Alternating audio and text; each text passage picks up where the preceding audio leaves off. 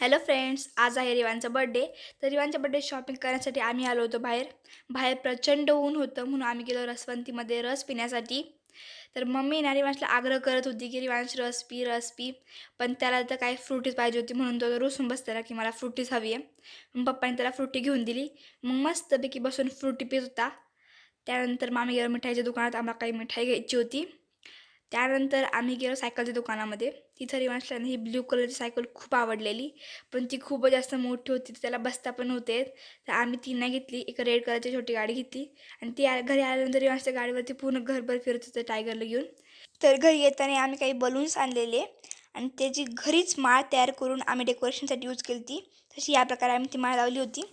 त्यानंतर रिवांचा बर्थडे आणि 10K सबस्क्रायबरचं celebration आम्ही एकत्रच केलं होतं. तर सोसायटीतल्या सगळ्या लोकांना बोलून आम्ही पार्किंगमध्येच रिवांचा बर्थडे सेलिब्रेट केला. सगळ्यांनी रिवांचा बर्थडे खूप छान एन्जॉय केला. Bye bye.